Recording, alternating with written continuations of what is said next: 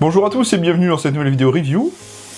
Eh bien aujourd'hui je vous présente une réplique d'un des modèles de la nouvelle gamme Vorsk VMP2. Oui, voilà, enfin. Rappelez-vous, il y a à peu près un an, j'avais fait la review du VMP1X. C'était le petit SMG GBB de la marque Vorsk. Et lorsque je suis allé à l'IWA au mois de mars cette année, j'ai pu découvrir sur le stand Nuprol et sur le stand Vorsk, du coup, les nouveaux VMP2 qui étaient présentés avant la sortie imminente. Et donc les VMP sont sortis récemment et arrivés sur les shops. Et vous avez été plusieurs abonnés à me demander est-ce que ça serait possible de faire la review d'un VMP2. Et donc pour vous illustrer un petit peu les trois modèles, je vous mettrai des photos. Donc nous avons déjà le VMP2M, c'est une petite réplique avec chargeur long de 40 billes, le mode semi-automatique et full automatique, et une crosse type fusil d'assaut. Nous avons le VMP2D pour DMR, avec un chargeur court de 20 coups, une crosse DMR, pas de full, et un garde-main plus long. Et nous avons le VMP2MD, la version que je vais vous présenter aujourd'hui, qui a une crosse DMR, un chargeur court de 20 coups, pas de full non plus, une crosse un petit peu différente, et vous allez voir que moi sur mon modèle, eh bien j'ai un nozzle à 1,6 joules. Ça c'était la petite intro pour vous rappeler un petit peu le VMP2. Maintenant, voici la boîte du VMP2MD. D'ailleurs je m'excuse, mais mon chat s'est incrusté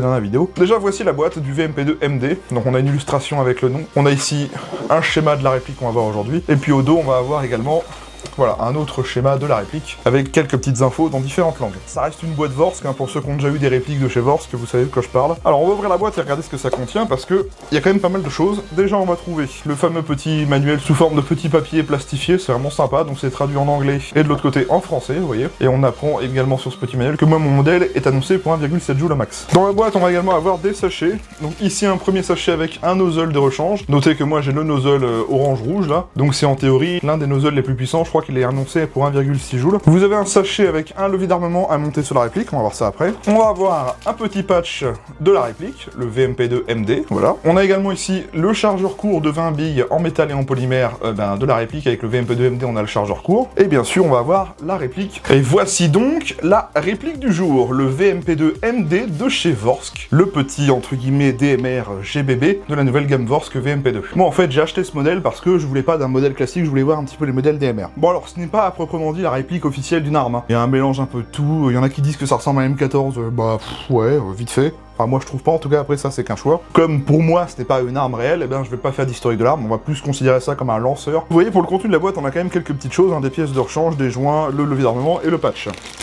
Donc voilà. Bon maintenant je vous parle un petit peu de la réplique en elle-même. Vorsk développe et produit des répliques exclusivement GBB 1911 à capa au design moderne et coloré, mettant ainsi l'accent sur cette volonté de personnaliser tout en conservant la performance de leur réplique. Voici donc le VMP2MD. Le MD est une variante proche du VMP2D avec un canon garde-main légèrement plus court et une option de crosse alternative pour un look différent et un poids légèrement plus léger pour la mobilité. Voilà ce qu'est exactement le VMP2MD, je vous l'ai dit, et ben en fait c'est la version entre guillemets un peu plus courte que le VMP2D qui est vraiment la version DMR. Là on a typiquement la version entre le fusil d'assaut et la version un peu DMR. Vous allez voir que vous pourrez de toute façon le modifier comme vous le souhaitez. On va déjà commencer par le manuel, parce que je vous l'ai dit dans la boîte, on a cette petite chose là. Bon, c'est un petit manuel qui vous explique quelques petites choses sur la réplique. C'est pas très complet non plus. Tout est en français d'ailleurs, donc ça c'est bien. On vous apprend comment garder le chargeur en billes et en gaz. On a une petite instruction ici qu'il faut pas trop mettre de billes pour pas trop forcer sur le nozzle. Le réglage du hop-up et le levier d'armement. Il y a des petites instructions pour l'entretien. Si vous êtes débutant, au moins ça vous amènera un peu les bases. J'ai essayé de flasher le QR code en bas de la page et voilà ce que ça m'affiche.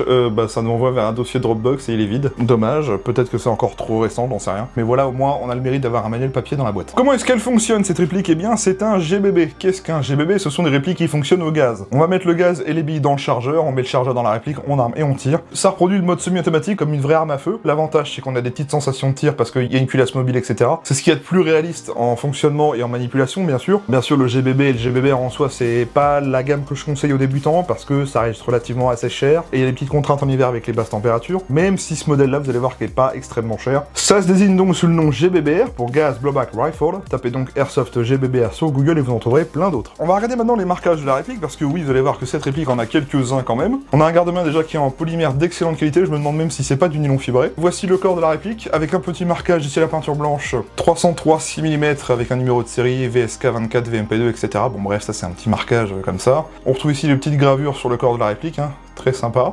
Ça rappelle vraiment le VMP1, etc. Le marquage du sélecteur de tir, donc sécurité et tout en haut, le point rouge, on ne voit pas trop, mais voilà, le mode semi-auto. Le marquage du logo Vorsk sur la poignée plaquette type 1911, oui. Le marquage sur la crosse, le petit logo V pour Vorsk. On retrouve encore ces petites choses un petit peu stylisées. Le petit logo Vorsk sur l'appui-joue. Sur le talon de la crosse, on va également avoir un V de Vorsk. On a également des petits marquages ici sur le garde-main. Pareil ici, un petit V à l'avant du garde-main M-Lock. Si on passe du côté droit, on retrouve les marquages et bien sur la crosse, hein, de chaque côté, bien sûr. Sur le côté droit, on va avoir un V et VM VMP2 ici, voilà. On retrouve les petites gravures sur le corps, le petit logo Vorsk sur la poignée pistolet, on retrouve le marquage du sélecteur de tir de l'autre côté. Sous la réplique, au niveau de la crosse, on va avoir un petit marquage du V de Vorsk, eh bien, sur le petit loquet de verrouillage de la crosse. Sur le dessus de la réplique, on a typiquement rien à part un petit marquage, eh bien, sur le réglage du hop-up qu'on verra juste après. Donc ça, c'était sur la réplique. On a également des marquages, eh bien, sur les chargeurs d'origine. Donc voilà, sur les couvre-chargeurs, hein, comme il y avait sur le VMP1. Vous savez, c'est ces petits blocs plastiques pour protéger entre guillemets le chargeur. Donc on a un petit logo V avec des petites textures. Face en haut, il n'y a rien.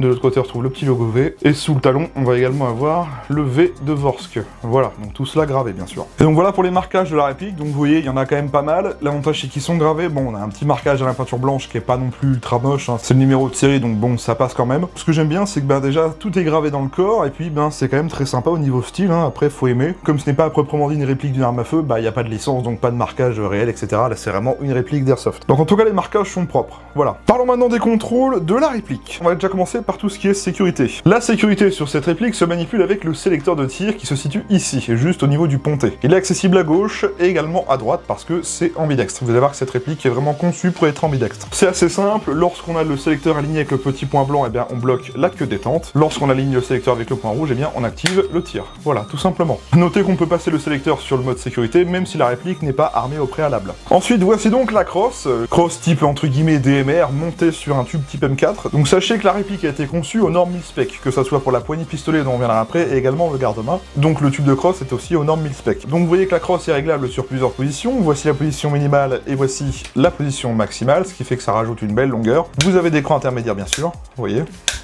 Il y en a plusieurs, hein. La crosse a un tout petit peu de jeu sur le tube. Bon, après, je préfère avoir une crosse qui a un peu de jeu qu'une crosse très stable et qui soit très dure à tirer. Pour régler la crosse au niveau de la longueur, c'est pas compliqué. Vous voyez, vous avez un loquet ici, on appuie et on va chercher un cran de réglage, tout simplement. C'est tout bête, ça. C'est comme une crosse M4 standard. Notez que sur cette crosse, vous avez un appui-joue qui est réglable en hauteur. Donc en fait, vous dévissez les 4 molettes, donc 2 à droite et bien sûr 2 à gauche. Et ensuite, vous pourrez ajuster la hauteur de l'appui-joue.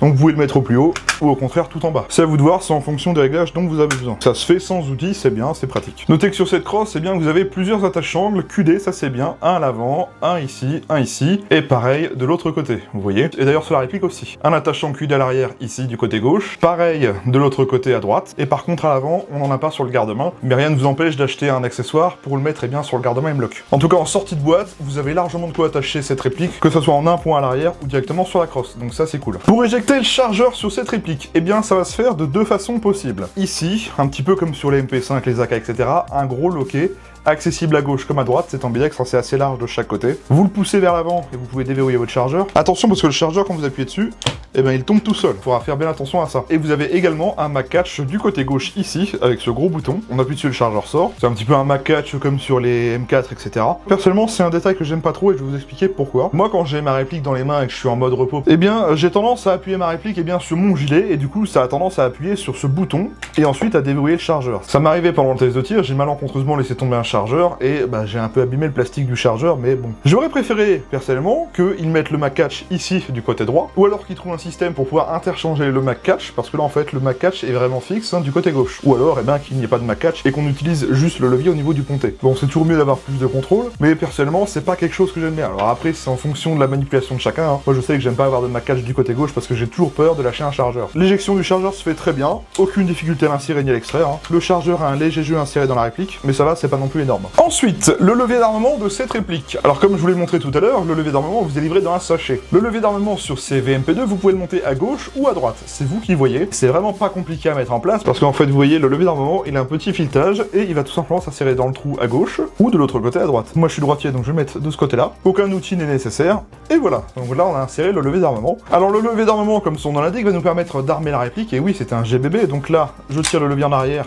Là, le chargeur est vide, donc le levier se bloque. Ça va me permettre de vous montrer les ball catch de la réplique parce que oui, elle dispose d'un système d'arrêt de tir. Le ball catch, c'est pareil, c'est comme le levier d'armement, c'est accessible à gauche et à droite. Vous avez le ball catch ici du côté gauche. Vous voyez, il dépasse un petit peu, il sort. Donc on appuie dessus et ça rabat la culasse en avant. Pareil de l'autre côté, le ball catch est ici du côté droit. Donc vous voyez, on a vraiment des contrôles ambidextres et ça c'est très bien. Pour ceux qui ne souhaiteraient pas utiliser le ball catch, pas de problème, vous pouvez également power stroker la réplique. Quand on a remplacé le chargeur avec un chargeur plein, on tire le levier d'armement, on le relâche et ça repart en avant. Voilà. Au niveau des organes de visée de cette réplique, on va avoir des organes de visée comme ceci. Donc un petit cran de mire avec 2 fibres optiques vertes à l'arrière qui vont venir s'aligner avec un guidon avec une fibre optique verte également à l'avant. Donc ça fait une visée vraiment très instinctive. Si vous souhaitez pas conserver les organes de visée, vous avez une vis à retirer sur chaque organe de visée. Oui, on a une vis de chaque côté, donc ça c'est possible. Pour accessoiriser la réplique, vous avez un grand rail Picatinny sur toute la surface supérieure, vous voyez, donc tout le garde-main et tout le corps de la réplique. C'est un rail Picatinny en nylon fibré, donc plutôt de bonne qualité. Hein. Vous avez un garde-main M-Lock sur la réplique avec plusieurs emplacements vraiment de chaque côté, que ce soit sur les côtés en dessous ou même en latéral. Hein. Si vous avez des accessoires M-Lock, eh bien ça ira dessus. À l'avant de la réplique, on a ce cache-flamme qu'on reconnaît bien parce que c'est exactement le même cache-flamme qu'on avait sur le VMP1. Si vous avez le VMP1 et que vous avez acheté la version de luxe avec le silencieux ou si vous avez juste le silencieux du VMP, eh bien vous pouvez le monter sur les VMP2 parce que c'est les mêmes cache-flammes. Ce cache-flamme, bien sûr, il est en métal et vous pouvez le retirer. Vous avez une petite vis de sécurité à retirer qui est là. Et ensuite, eh bien, vous pourrez le dévisser et on tombera sur un pas de vis 14 mm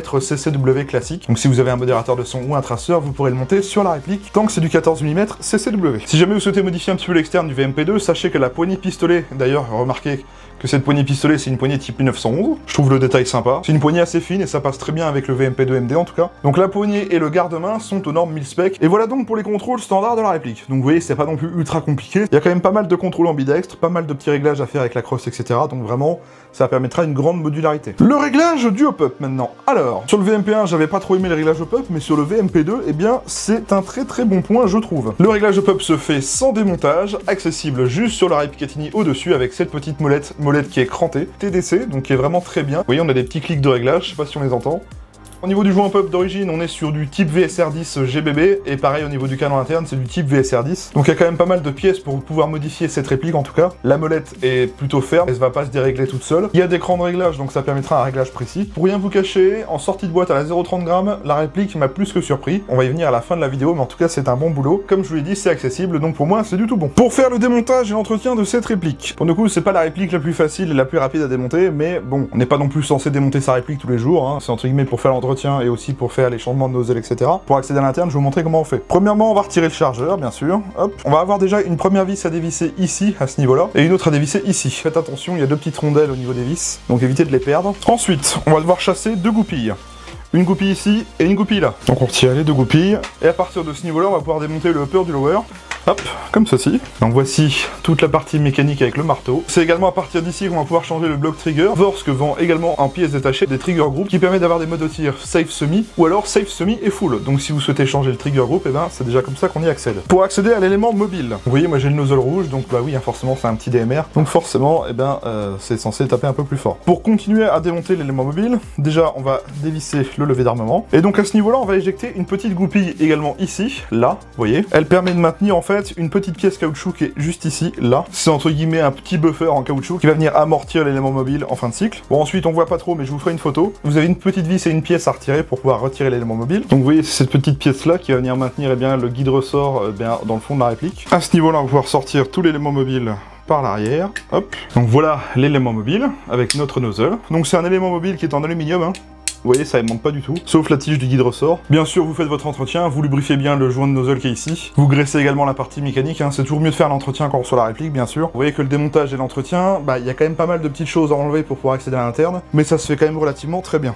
Et donc pour faire leur montage, eh bien, on fait tout dans le sens inverse. On remet l'élément mobile. Bien sûr, il faudra penser à bien recaler la tige guide dans son emplacement. Je vous ferai une photo pour vous expliquer pourquoi. Donc c'est un peu chiant à mettre en place, mais une fois qu'on a la technique, franchement, ça se fait bien. On pense à bien remettre la petite pièce qui maintient le guide ressort avec sa vis. Ensuite, on remet le buffer caoutchouc. On remet bien la goupille qui maintient le buffer dans l'emplacement. Et ensuite, eh ben, on va pouvoir remonter le upper sur le lower, remettre les goupilles et les vis, et terminer. Au passage, pour vous montrer un petit peu la mécanique interne, hein, on n'a aucune pièce acier là-dedans, mais après, je pense que c'était aussi conçu pour pas trop alourdir la réplique également. Bon, vous voyez, il y a quand même pas mal de petites choses à démonter pour accéder à l'interne. Bon, comme je vous l'ai dit, on n'est pas censé le démonter tous les jours. Ça se fait quand même très bien dans l'ensemble, faut juste faire gaffe à pas perdre de pièces, quoi. Je vous en ai parlé au début de la vidéo, mais comme je vous l'ai dit, cette réplique a une grande variété de modifications, que ce soit en externe ou en interne. Par exemple, pour avoir un trigger group qui ferait du safe semi-auto, ou au contraire du safe semi uniquement. Vous avez également les différents nozzles pour varier les puissances, parce qu'il n'y a pas de N-Pass dans les nozzles d'origine de cette réplique. Vorsk a fait un système de nozzle interchangeable avec un code couleur. Par exemple, eh bien, on a le nozzle bleu qui délivre 0,99 joules, le nozzle rouge qui délivre 1,9 joules, le nozzle vert qui délivre 1,5 joules, et le nozzle jaune qui délivre 1,2 joules. Les nozzles ne coûtent pas très cher, parce que ça va de 9,90€ à 12,90€ dans le commerce. Vous avez la variété avec les chargeurs longs ou les chargeurs courts aussi, parce que vous avez des chargeurs courts de 20 billes et des chargeurs courts de 40 billes, et sachez que ce sont sont exactement les mêmes chargeurs que le VMP1. Chose également intéressante, vous pouvez également varier la longueur de vos canons. Je sais qu'à l'heure actuelle sur OPS Store, vous pouvez trouver des canons de 11,5 pouces ou de 16 pouces, et l'avantage c'est que ça se change très facilement. Jean l'avait expliqué sur le stand Aliwar, ça vient se visser directement sur une fixation. On a construit les VMP2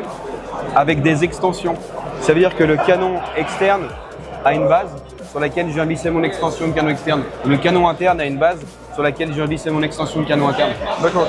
En option, on vend des kits de différentes longueurs de canon interne, différentes longueurs de canon externe, et tu peux super facilement agrandir, rétrécir ton canon et changer ton garde-main. Sachez que Vorsk vend également des garde-mains de différentes longueurs. Vous pouvez également monter le modérateur de son du VMP1. Sachez que les 3 versions du VMP2 sont disponibles en 3 coloris différents. Vous avez le gris, vous avez le noir comme je vous présente aujourd'hui, et vous avez également le tan. Donc ça c'est pour tous les modèles. Le M, le D et le MD bien sûr. Eh bien on va se faire un petit test de tir à vide. On va voir ce que ça donne avec cette réplique. Alors là je suis en intérieur, il fait relativement bon dans ma pièce, donc je vais pas y mettre du gaz trop puissant, je vais y mettre du 130 PSI. Mais sachez que on peut mettre du 150 PSI sans problème. Donc moi comme je vous l'ai dit, j'ai la version MD avec le nozzle rouge qui délivre à peu près 1,6 joules. On verra ça tout à l'heure au test chronie parce que j'avais fait le test au 130 PSI parce qu'au moment où je fais la vidéo il fait relativement bon chez moi. Je vais maintenir l'arrêteur de culasse et on va regarder la queue de détente. Déjà on a un très léger débattement, c'est minime. C'est pas non plus ultra marqué, c'est pas très dur. J'appuie et ça part. Trigger reset très court. Vous voyez. Et vous voyez, on a un cycle, mine de rien, qui est plutôt rapide. Pour vous donner une idée, il n'y a pas énormément de kick, il n'y a pas de grosse sensation de recul. Donc voilà ce que ça donne quand on enchaîne un petit peu. Donc vous voyez, ça marche plutôt bien. Hop, on a l'arrêteur de culasse, bien sûr. Ball catch fonctionnel. Vous voyez, aucun problème. Que ce soit à gauche et à droite. Vous voyez, quand j'ai dans les mains, ça bouge à peine. Moi, je trouve que c'est pas si mal dans le sens où, comme on a un DMR, et d'un tir à l'autre, on sera relativement stable. Donc pour le coup, quand on fait un tir à longue distance, on va pas trop perdre la cible visuelle. Je pense que c'est dû au fait que on a un élément mobile en aluminium qui est pas très lourd, on a une culasse qui est assez courte, et puis pareil, le cycle de la culasse n'est pas très long. L'avantage, c'est qu'on a un cycle très rapide, qui est plutôt fluide, je trouve, et pour le coup, je trouve que ça fonctionne très bien. Alors au niveau du test de tir, je n'ai pas eu de soucis particuliers, sauf peut-être à quelques petits moments, à force d'enchaîner les chargeurs et de refroidir le chargeur, des fois le nozzle avait un petit peu de mal à aller me chercher la bille et de la cycler correctement. Mais si on utilise plusieurs chargeurs et qu'on laisse le temps au chargeur de se réchauffer un peu, ça fonctionne vraiment très bien, il n'y a aucun problème. Pour parler un petit peu du chargeur, alors comme je vous l'ai dit, le VMP2 MD livré avec ce chargeur là, donc c'est un chargeur de 20 billes. Autant vous dire que c'est pratique pour faire du tir couché parce que le chargeur n'est pas long. Moi j'ai acheté en supplément exprès pour cette vidéo, donc les chargeurs comme ceci, de 40 billes qui sont aussi très bien. J'ai fait également un test d'autonomie avec le chargeur court et le chargeur long, vous verrez. C'est quand même pas si mal au niveau de nombre de billes tirées avec une charge de gaz. Là ça change clairement le style de la réplique aussi. Bon maintenant après pour faire du tir couché c'est un peu plus compliqué. Si on se base sur ce qu'on avait déjà dit avec le VMP1, rappelez-vous, on pouvait utiliser les chargeurs MP9, KWA, etc. Moi, je n'en possède pas, mais en théorie, comme c'est les mêmes, je pense que ça devrait aller dedans. Si vous avez déjà une de ces répliques de VMP2 et que vous avez des chargeurs MP9 KWA, essayez de voir et dites-moi si ça fonctionne, parce que ça m'intéresse pour le coup. Autre chose également intéressante avec les chargeurs, on l'avait déjà dit également avec le VMP1 à l'époque, vous pouvez acheter, les fameux petits cache-chargeurs que vous avez sur les côtés, vous voyez, en plastique, là. Donc là, sur le chargeur d'origine, il y en a déjà un. Donc ça, c'est pareil, c'est à vendre entre 10 et 12 €. Ça dépend où vous les achetez, je sais qu'au PS Store on a quelques-uns en stock en ce moment. Sinon à part ça pour les chargeurs, rien à dire, ça fonctionne bien, j'ai pas eu de problème, ça fit correctement. Le seul petit truc qui est un peu dommage, c'est que on n'a pas de système d'arrêt de tir. Si vous avez les followers de tir à vide de chez Tokyo Marui, vous pourrez les mettre dans les chargeurs et vous pourrez faire du tir à vide. Parlons maintenant définition et matériaux de la réplique. La réplique est majoritairement construite en polymère, fibré et en aluminium. Au niveau des plastiques, c'est vraiment un plastique de très bonne qualité, je n'ai rien à dire là-dessus. Ça fait pas le vieux plastique qui plie quand on appuie dessus. Alors pour détailler, au niveau des parties métalliques, c'est de l'aluminium. On va avoir le cache-flamme, le canon externe, la partie ici sur le chargeur, le pontet, la queue détente, les différents leviers, le mag catch, le tube de crosse, le levier d'armement, l'élément mobile, toute la mécanique interne bien sûr, et également les attaches-angles. Pour le reste, on va avoir un plastique de très bonne qualité pour le coup, que ce soit le corps de la réplique juste ici, le garde-main juste ici, la poignée pistolet, la crosse, les organes de visée, le bouton de déverrouillage du chargeur ici, et les caches du chargeur juste ici. Les rails Picatinny sont également en plastique, ce qui fait qu'on a un mélange qui est pas trop déconnant, parce qu'on a une réplique qui pèse quand même 2800 grammes. Autant vous dire que ça fait pas jouer de la foire fouille, ça pèse quand même mine de rien dans les mains. C'est l'un des DMR les plus légers que j'ai porté quoi. Au niveau de l'assemblage, c'est plutôt propre, parce qu'on a du jeu nulle part, sauf sur la crosse, sur le tube, c'est tout. Entre le garde-main et le corps, il n'y a pas de jeu, l'assemblage est vraiment de bonne qualité, et au niveau des gravages, etc., c'est vraiment très très propre. On a un petit peu de traces de moulage si on regarde de près, bien sûr, mais comme plein d'autres fabricants, j'ai envie de vous dire. Et puis à partir du moment où il y a des parties plastiques, il y a forcément des traces de moulage, même sur des arbres véritables des fois, donc autant vous dire que c'est pas gênant du tout. En soi, la finition est vraiment très très sympa. Vorsk, à ce niveau-là, je n'ai jamais rien eu à dire, parce que honnêtement, je trouve qu'on s'en sort vraiment très bien au niveau rapport qualité-prix. Donc pour moi, c'est un bon point. Je vais maintenant vous parler des caractéristiques techniques de la réplique. Alors, c'est une réplique de calibre 6 mm à propulsion gaz, disposant des modes de tir, sécurité et semi-automatique uniquement. Elle est annoncée par le fabricant à 1,6 joules, soit à peu près 420 fps. On fera un test chronie pour vérifier tout à l'heure. Elle fait une longueur minimale de 890 mm de long contre 965 mm de long maximum. Elle pèse 2800 grammes. La longueur de son canon interne est de 410 mm et c'est un diamètre de 6,03 mm d'origine. Elle dispose d'un pas de vis 14 mm CCW. Elle dispose bel et bien du hop-up réglable. Elle dispose bel et bien du blowback. Elle dispose de rails tactiques Picatinny et M-Lock d'origine. Son chargeur est en métal et polymère et peut contenir 20 billes. Elle est fabriquée en polymère fibré et en aluminium. Elle est disponible en noir, tan ou grise. Et c'est fabriqué par Vorsk. Bon écoutez, on a fait le tour de la réplique. On va aller au test chronie et au test de tir. Et je vous retrouve juste après pour la conclusion. Allez, à tout de suite.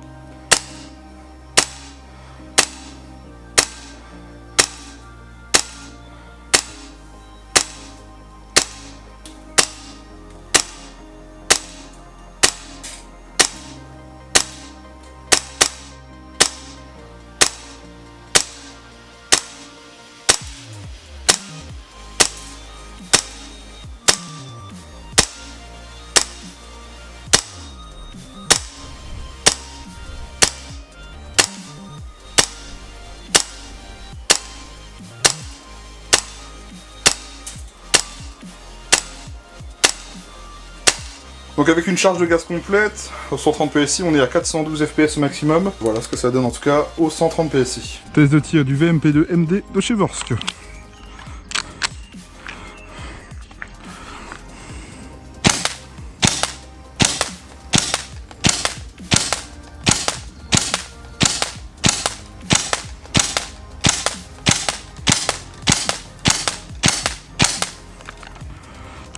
Ok, très bien.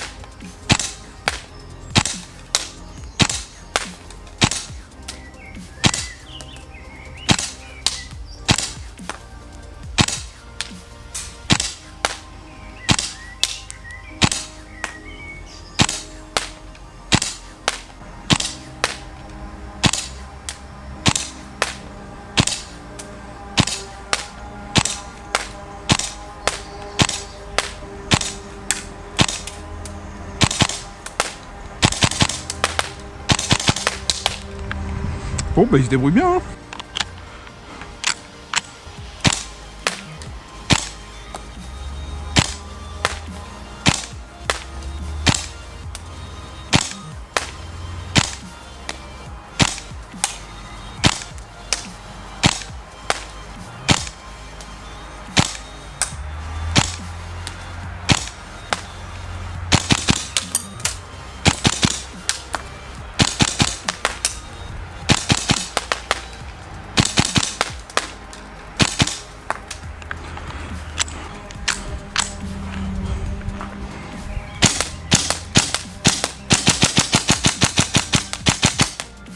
Bon alors, le VMP2 MD, qu'est-ce que je peux vous dire? Dans l'ensemble, c'est une très bonne surprise. Hein. En 0,30 g en sortie de boîte, on touche sans complication, même à 45-50 mètres. Pour un premier petit DMR GBBR, bah, je trouve que c'est quand même quali. Une belle surprise. Test d'autonomie en gaz. Donc là, on est avec le petit chargeur au 130 PSI.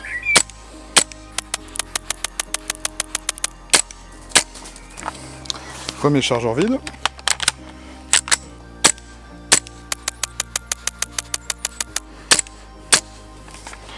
Deuxième chargeur vide. Allez, troisième chargeur.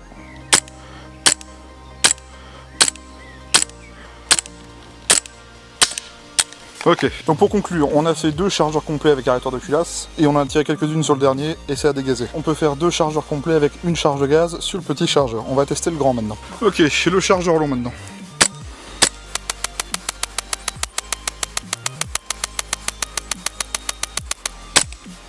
Premier chargeur vide. Deuxième chargeur.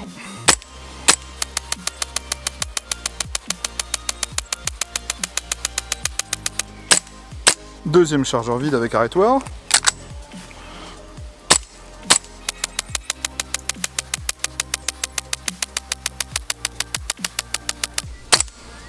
Troisième chargeur vide avec arrêtoir, voyons. Quatrième chargeur.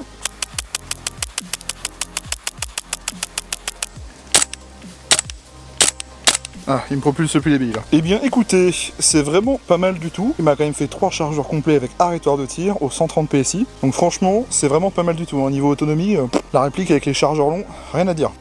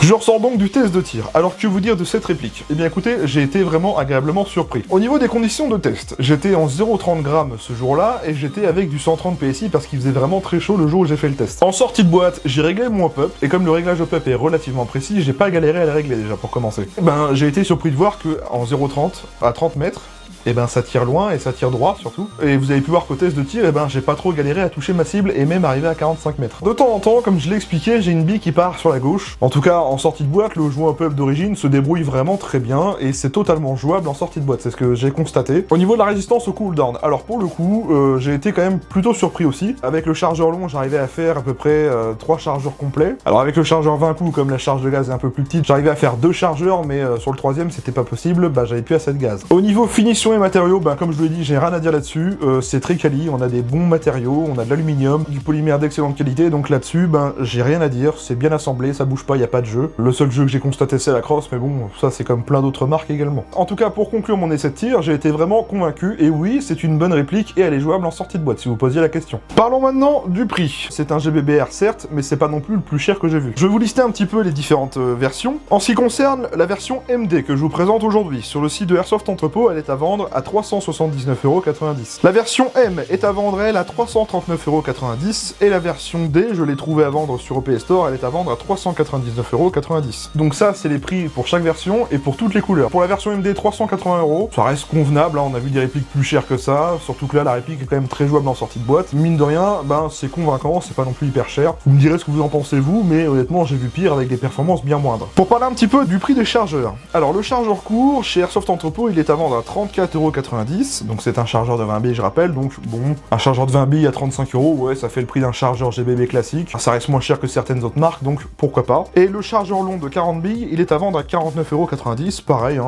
honnêtement, je trouve que c'est pas les chargeurs les plus chers. Pour comparer, le chargeur Marui de 40 billes, je crois qu'il est entre 40 et 45 €, donc ça reste relativement convenable. Sachant que si vous aviez déjà des chargeurs de VMP1, vous pouvez les utiliser dans cette réplique, donc c'est pas un souci. Comme je vous l'ai dit dans cette vidéo, vous avez également plusieurs accessoires qui sont déjà disponibles pour customiser un petit peu les répliques. réplique. Donc là, je vous ferai un lien global dans la description qui vous renverra sur tout ce qu'il y a actuellement chez OP Store et chez Airsoft Entrepôt, pour que vous puissiez voir également tout ce qu'il y a disponible. Il y a un peu de tout, ça va de 10 € dans les 45 € pour les garde-mains et les canons externes, etc. Petit rappel pour ceux que ça intéresserait, si jamais vous avez envie de soutenir la chaîne YouTube, sachez que dans la description, vous retrouverez tous mes liens d'affiliation. Ça vous permet en fait, lorsque vous utilisez un de ces liens et que vous validez une commande sur un des sites partenaires, vous me permettez de toucher une petite commission sur la vente. Vous ne payez rien de plus, je vous rassure, c'est totalement gratuit. Merci à ceux qui l'ont déjà fait, merci à ceux qui continuent à le faire, ça fait vraiment très plaisir. Et c'est grâce à cela que j'ai pu acquérir cette réplique pour vous en faire la vidéo de présentation. Autre lien également dans la description, c'est un lien qui vous renverra vers toutes mes annonces d'occasion. C'est un Google Doc en gros où je poste mes différentes annonces. Par exemple, si vous êtes débutant et que vous souhaitez vous équiper pour pas grand chose, des fois ça peut être intéressant. Allez voir de temps en temps parce que je mets ça à jour assez régulièrement quand même. Je vous invite donc à venir vous abonner à ma chaîne YouTube. Pensez bien à activer la cloche et les notifications. C'est grâce à cela que vous verrez quand je sors, je programme une nouvelle vidéo review. Donc si vous voulez rien louper de ce qui se passe sur la chaîne, c'est ce qu'il y a de mieux à faire. Cliquez juste sur s'abonner et activez la petite cloche juste à côté. J'ai également plusieurs réseaux sociaux, Facebook, X et Instagram. C'est du contenu bonus en plus de YouTube. J'y poste des stories, des photos, des posts communautaires. Quand je joue à l'Airsoft ou que j'achète du matos, bref, c'est du contenu bonus en avant-première, donc c'est gratuit, c'est en description. À vous de voir si vous souhaitez les utiliser. Si la vidéo vous a plu, n'hésitez pas à liker, commenter et partager cette vidéo. Dites-moi ce que vous avez pensé de la présentation de cette réplique. Dites-moi ce que vous pensez de cette réplique. Est-ce que vous en avez déjà un modèle? Est-ce que vous en êtes déçu? Est-ce que vous en êtes content? Est-ce que vous avez eu des problèmes? Bref, la partie commentaire est un espace d'échange, profitez-en, je réponds à tout le monde. Sur ce, on arrive donc à la fin de cette vidéo, j'espère que ça vous aura plu. Je sais que vous avez été très nombreux à me demander de faire une review sur le VMP2. Voici déjà la première version des VMP2 cette année, et normalement en fin d'année, on devrait avoir les VMP2 en version un peu plus courte, donc on verra ce que ça donne. Mais en attendant, j'espère que ce modèle-là, vous aura convaincu. En tout cas, moi j'ai trouvé que c'était une bonne réplique. Donc merci à tous d'avoir regardé cette vidéo en live, merci à ceux qui la regarderont plus tard. Je vous souhaite à tous un bon week-end, une bonne fin de semaine, et on se retrouve très vite pour d'autres vidéos review. Allez, salut à tous.